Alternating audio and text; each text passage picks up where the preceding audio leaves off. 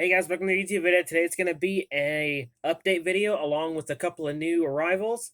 I've just got done with a whole batch. So I thought I'd show you guys what's going for sale and what is not going for sale. So first things first is the updates.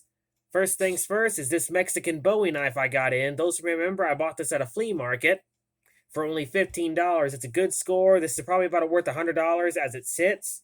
And I didn't do much to it. I got all the rust off the blade and repolished it. And didn't do anything to the handle because nothing was needed. Beautiful knife. I've been looking for one of these for quite a while. They're actually a little bit hard to come by and not to mention expensive. And I'm going to try to make a sheath for this eventually when I have time. Beautiful piece to add to my collection. Next is on the small little kukri knife I got from a friend of mine in a trade. Again, I hand sanded it, got all the rust off of it, and polished it back up. Beautiful knife. Never had a kukri this small. It's definitely a nice little thick knife. I could definitely do some stuff with that. Next is on this knife. This is a fillet knife. The blade came from that lot that I got from my good buddy JR. And I just finished this one. This one will be going for sale. And pretty nice thickness for a fillet knife. And the handle is real stag with a lanyard hole drilled through it. A nice brass piece on the top. And a steel nail holding it in place. Sorry about that. And a leather washer help cushion everything together. Beautiful knife. That's going to go on eBay. And of course, if you're interested in anything on my eBay profile will be a link in the description of this video. So I hope you guys enjoy. But anyway, back to this. Next update is on a couple of the pocket knives I got in. Those who remember, this is the straight razor I got from the lot I bought at flea markets. And it's an Ontario Cutlery Co. I'm sorry if I butcher this. Ganva, New York City, or New York, USA. Sorry if I pronounced that wrong, guys. But yep, it cleaned up really nice. I flushed this end because it was broken, and I didn't reprofile the blade. I just left it as is because I know a lot of my collector buddies like that. And I cleaned up the Durlin handles, shined them back up, and reused the original pin. And cleaned up the blade, polished it up, made it look a lot nicer. Still very sharp, too. Beautiful knife. This one will be going on eBay, and if I don't get a fair offer, or at least my asking price, I'm gonna take this one off eBay, and it's gonna go straight in my collection with my straight razors. Beautiful knife. Next is on this one I got in with one of the lots of pocket knives.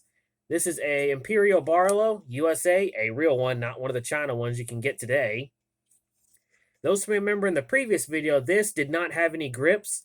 The other ones, I took these off another one that was made the same year and just put them on it. Beautiful knife. A classic. That one will be going on eBay as well. Next is on this one I cleaned up. This is a, sorry if I butcher this name, Knox in Rosfray Stainless. Little baby camp knife. Beautiful little knife. It was already in really good shape, so I just finished it up, polished it, cleaned it up. Now it has good little snap. Beautiful knife. That one will be going on eBay as well. Next is on this one. This is a Boker USA peanut knife that I cleaned up from one of the lots that I got in. It originally was a 2-blade, but what happened is the other blade was broken and I didn't have a replacement. So what I did is I took that spring and the extra plate out and turned it into a little peanut knife, reusing the original pins because there was no need to make new ones. Beautiful knife. That'll go great on eBay and great for somebody's collection. Next is this one. This is a Queen's Barlow that I got in from a flea market, those who may remember. And this one I've already restored and brought back to the original condition. Cleaned up the blades, cleaned up the inside, polished up all the inside. Now it's ready to go. This one will be going on eBay, and same thing as a straight razor. If I don't get my asking price or a fair offer, this one's going to be taken off eBay and put in my collection. Because I do collect Barlows, and I do collect Queen's knives here and there. So like I said, if no one buys it and no one gives me a fair offer within probably a month of this being listed, I'll probably just take it right back down and keep it in my collection. Next is this one I got in with that lot y'all just saw a video of. This is a 313 Muskrat. Beautiful knife. I've been looking for one of these for quite a while. I cleaned it up, polished it, and I didn't want to reprofile the blade because that's all that's left of the nail nick. I didn't want to take it off. So I'm just going to leave it as is, but I polished it, cleaned it, and if I find another one that's in better shape, or find one of these that has a better blade but a broken blade, I'll just strip that blade out and put it in this one if it's the same year. Beautiful knife. Still worth that whole lot. Next is in the same lot that came with that Muskrat. This is a Remington Acorn knife. The only reason I even bothered to clean this one up is because, well, it is a Remington knife, and that's the only reason I decided to clean it up, because otherwise I would have just stripped it for parts. So what I did is I cleaned up the blades, polished them up, made them look a lot nicer, cleaned the inside the best I could, and polished up the bolsters, and that's pretty much all I did. This one will probably be the cheapest real Remington knife you can buy, because I may only ask maybe $20, maybe $25, depending on how much it's going to cost to ship this. But heck, it'll be something for somebody's collection, a nice starter's piece for somebody who doesn't want to spend a lot of money. Next is on this one that came in one of the other lots that I got in trade. This is a Case Trapper. Model 6254.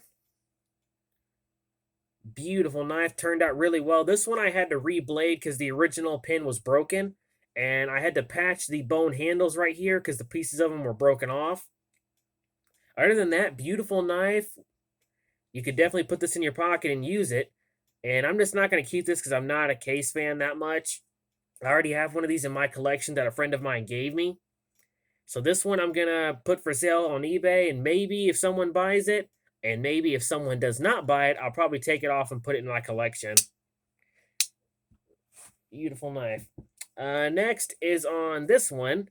This one is a 2002, because I wrote it down, model 167 Lightning.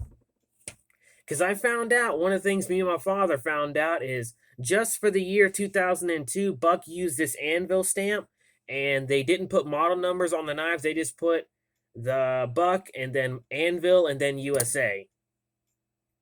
And I found that out. They only did that for that year.